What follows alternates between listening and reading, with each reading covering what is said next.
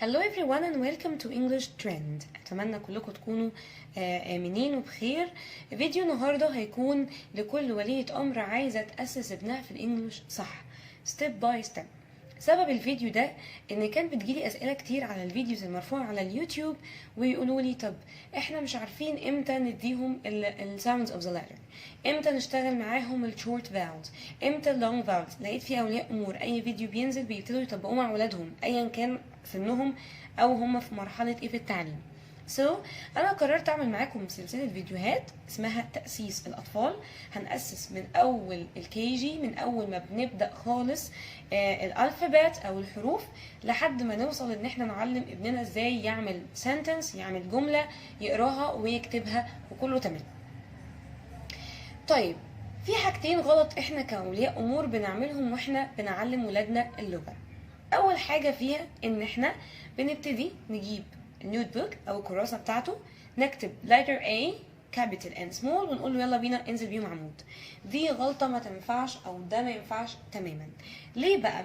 علشان الطفل بتاعنا لسه بيبتدي مهارات التعلم عنده بتبتدي واحده واحده، زي ما احنا بنكون البيبي لسه بيبتدي يتعلم او يشوف او يفهم ايه اللي حواليه، فبيبتدي يبص ويسمع، يبص ويسمع، بعدين يبتدي يتكلم او يردد، بعدين يبتدي يقدر يقرا لوحده، في الاخر خالص خالص يعرف يكتب. ده نفس النهج اللي احنا بنمشي عليه في تعليم اي لغه. لازم اول حاجه خالص نعرفها للطفل، نوريله شكل الحاجه. يبقى اول حاجه خالص لازم يكون سي، يشوف. وممكن اعمل مع السي ان هو listen، يسمع. يبقى انا هعمل ايه؟ هخليه يشوف الحرف وكمان يسمع اسم الحرف وبعديها صوت الحرف. هنعرف دلوقتي الفرق او امتى ده وامتى ده. بعد ما وريته وقلت له اللتر ده اسمه كذا وبننطقه كذا، هنبتدي بعد كده نعمل حاجه اسمها speak. هطلب منه ان هو repeat after me، انا هقول اللتر هو هيرد عليا، وبعد كده يبتدي يتعلم يقراه لوحده read، يقرا الحرف ده لوحده. في الاخر خالص يكتسب مهارة الرايت من كتر ما هو شاف الحرف ده فخلاص اتعود عليه. ما ينفعش اعمل حاجة واسيب حاجة، ما ينفعش ابدا من رايت، ما ينفعش اقول له يلا يا حبيبي اللتر ده اسمه ايه، يا ميس اسمه كذا، طب يلا حبيبي اكتبه. ما ينفعش. لازم اول حاجة خالص عشان اعلم ابني يقرا ويكتب ان انا ابدا معاه الخطوات من الاول خالص. زي ايه؟ زي مثلا في مرحله سي اند ليسن اجيب له بوستر زي ده، بس ده كبير قوي، بنجيبه ونعلقه له كده قدامه مثلا في الاوضه بتاعته، ونفضل نشاور له على كل حرف ونقول له ده اسمه كذا. او نجيب واحد صغير شبه ده ونبتدي نشتغل مع الطفل واحده واحده ونقول له ان ده A B C وهكذا. في المرحلة الأولى خالص ما بحبش الحاجات اللي بيكون فيها رسومات، عشان دي غلطة تانية بتعملها أولياء الأمور. هما مش فاهمين إن ده غلط. بيعلم الولد إن دي A is for apple، فتلاقي الولد بيجي what is the name of the letter يقول لي apple. هو مش مدرك إن ده غلط، هو اتعلم إن ده الصوت بتاع الصورة دي، هي دي ال A أو هو ده الأبل. دي برضو غلطة تانية. فالاحسن من ده ان انا استخدم في المراحل الاولى مثلا فلاش كاردز زي دي، واقول له ان ده W او ان ده N، ان ده V وهكذا. ابتدي اعرفه بس شكلهم، شكله بس، لسه ما مسكش قلم، لسه ما كتبش. V it is V، ده اسمه V. تمام؟ انا خليته يشوف وخليته يسمع. بلس بقى انا ممكن اشغل له الفيديوز بتاعت دي الفابت سونجز A B C ويتفرج عليهم بكذا طريقه عشان يكتسبهم. طيب خلاص هو دلوقتي شافهم وسمعهم، وكمان ممكن استخدم معاه حاجات كده تكون تجذب انتباهه شويه. بصوا تفننوا بقى في الحوارات دي. احنا هنشتري هنجيب فلاش كاردز او هنجيب اي بوسترز تساعدنا في الموضوع ده، عشان الولاد بتمل شويه فاحنا نجذبهم. طيب بعد ما عملنا see and listen نبتدي بقى speak. نقول له V V can you repeat after me V، فيبتدي يرد عليكي. مرة في مرة في مرة هيبتدي يتعلم read them، يقراهم لوحده. يبتدي يجيب لك الكاردز بتاعته ويقول لك it's A B C D E and so on. تمام. بعد ما بيتعلم يقراهم بقى نبتدي مرحلة الرايتنج. مرحلة الرايتنج بتكون ان انا اعلم الطفل الاول رايتنج، يعني انا بعمل له مثلا احنا هنتكلم عن the alphabet وانا هعلمه يكتبهم، فابتدي اعلمه ازاي يكتب الاي واقول له الوضع الصحيح او الطريقة الصحيحة لكتابة letter A. تمام. واعرفه ان في capital A and small a وهكذا. B واقول له ان البي سمول بتكون مخاصمه البي الكابيتال عشان ما يحصلش لخبطه بين البي والدي، فدي بتكون مخاصمها مش بتبص لها، وهكذا.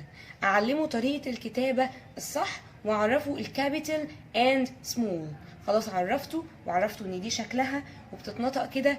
ابتدي بقى اعمل او اجيب شيتس بتكون جاهزه او اي شيت عندنا او حتى في ابلكيشنز كتير على جوجل بلاي او اي برنامج نعمل عليه تراسنج زي ده او احنا نعمله بايدينا كده، ويبتدي هو يمشي عليها ويعملها. نستخدم كارز او نستخدم الوان عشان يكون الموضوع مبهج للاطفال فيحبوه.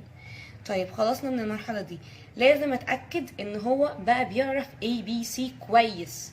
لازم يعرف in the name of them اسمهم كلهم. طب عشان اتاكد انه عرفهم كامله بعمل ايه؟